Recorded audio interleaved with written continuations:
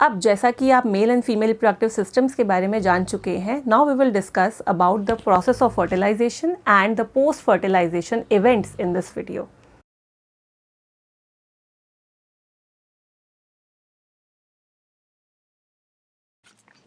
So now when we have discussed about the male and female reproductive organs, let's talk about कि अगर right time पर ovum and sperm दोनों site of fertilisation पर available होते हैं तो आगे किस किस तरीके के इवेंट्स फॉलो करते हैं. तो देखिए, सबसे पहले तो अगर मेल एंड फीमेल गैमीट दोनों एक ही पॉइंट पर प्रेजेंट रहेंगे, that will lead into fertilization. This is the first event that we will be discussing. The definition of fertilization is the fusion of male and female gamete to form zygote. So now once the zygote is formed, the next process that will continue is embryogenesis. Embryogenesis का meaning क्या है? The formation of embryo. When the fertilization occurs, तो एक female gamete is seen fusing with a male gamete. This is an ovum. This is a sperm and it results into a single cell जिसको कि हम zygote कहते हैं.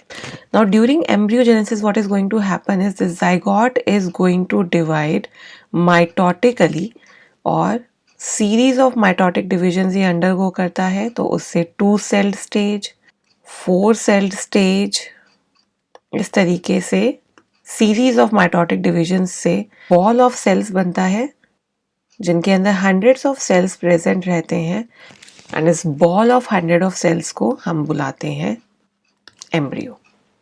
Now, during this development, during this embryonic formation, एक और चीज़ क्या हो रही होती है साथ ही साथ, while embryo forms, it descends down, यानी कि ये नीचे की तरफ move करता है from fallopian tube into the uterus. तो इसका मतलब क्या है कि जब तक एम्ब्रियो बन रहा है, जाइगोट एम्ब्रियो में डेवलप होगा और साथ ही साथ वो नीचे की तरफ यूट्रस की तरफ मूव करना शुरू करता है. तो जब तक एम्ब्रियो बन चुका है वो तब तक यूट्रस के अंदर भी आ चुका है. नेक्स्ट इवेंट अब जो फॉलो करता है that is called as implantation. Implantation refers to embedding of embryo in the endometrium. तो हमने इस तरीके से यूट्रस की लेयर्स बनाई थी जहाँ पर कि मैंने यहाँ पर एंडोमेट्रियल लेयर ड्रॉ किया था. तो अगर ये एम्ब्रियो है so what will happen is कि ये एम्ब्रियो इस मेम्ब्रेन के अंदर की तरफ इस तरीके से अटैच हो जाएगा और ये जो एंडोमेट्रियल लेयर है ये इसके अराउंड इस तरीके से एक लेयर बना लेती है and this embryo is well secured inside the endometrium. तो इसका मतलब क्या हुआ है कि इम्प्लांटेशन हो चुका है, यानी कि एम्ब्रियो एम्बेड हो चुका है इनसाइड द एंडोमेट्रियम और अब ये इसी स्टेट में आगे ग्रो करेगा. और नेक्स्ट स्टेज हमारी क्या कहलाती है? Foetal development. तो अभी तो एम्ब्रियो है जिसके अंदर बहुत सारे सेल्स हैं.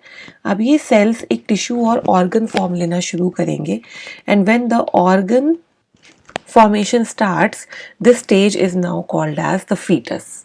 Okay, so embryo and fetus के बीच में सिर्फ यही डिफरेंस है कि एम्ब्रियो के अंदर अभी सेल्स की लेवल की ऑर्गेनाइजेशन है, फीटस के अंदर ऑर्गन्स फॉर्म होने शुरू हो जाए. तो अब फीटल डेवलपमेंट आगे बढ़ेगी. It will keep continuing for about 9 months और इस 9 months के पीरियड को जिसमें कि फीटस डेवलप होता है इसके लिए एक टर्म हम यूज़ करते हैं. It is called as gestation period. 9 months is in the case of humans. Other animals के अंदर ये पीरियड डिफरेंट होता है, स्पीशीज़ टू स्पीशीज़ वेरिएट करता है. So gestation period in case of humans is 9 months. So when the 9 months are over, तो next process क्या होगी? The process of birth. Now when the fetus is fully developed, it has to be given birth to. तो parturition के time पर क्या होता है? Rhythmic contraction and relaxation of uterine muscles pushes the fetus out through birth canal. So this is how a baby is born, and let me also make this clear that rhythmic contraction and relaxation of uterine muscles is the reason behind the labor pain. When a child is born, the mother experiences some pain before that, जिसको कि हम labor pain बोलते हैं. तो वो labor pain किस वजह से generate होता है? It is the rhythmic contraction and relaxation of uterine muscles. They are very forceful, क्योंकि एक फीटस को पुश करने के लिए बहुत ज़्यादा फोर्स की रिक्वायरमेंट होती है. So that force is generated by this rhythmic contraction and relaxation. So this was about what happens if the egg gets fertilized.